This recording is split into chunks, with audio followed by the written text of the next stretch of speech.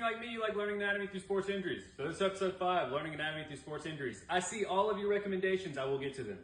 Stick with me on this one. Samantha Serio, April 5th, 2019. This one's gruesome. Look away if you don't like it. So this is Sam, LSU, Baton Rouge Regional for gymnastics. Probably all have seen it.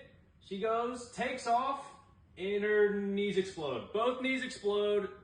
It's actually really gruesome. Really bad injury there for Samantha. So what happened here? Bilateral knee dislocation. So when she is flipping in the air like that and going forward, all of her momentum is going forward towards that mat. But when her feet land and her knees aren't bent, her feet are firm on the ground and her knees are straightened out.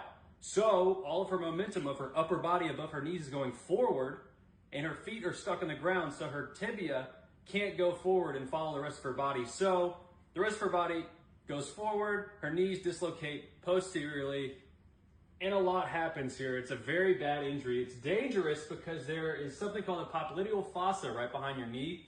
You have the popliteal artery, vein, and tibial nerve in there. So in some cases, like the recent Tyreek Hill injury, they need to go to the hospital instantly to make sure that none of those structures are damaged, or you could possibly lose a limb. Luckily for Sam here, she did not lose a limb.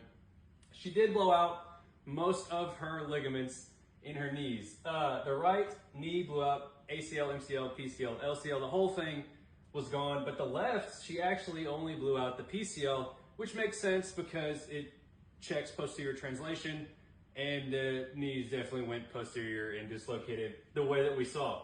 So what did they do for Sam?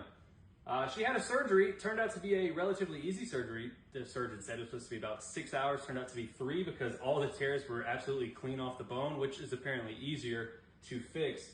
So realignment surgery and ligament repair, and her goal was to walk down the aisle at her wedding, which was 2 months after the injury.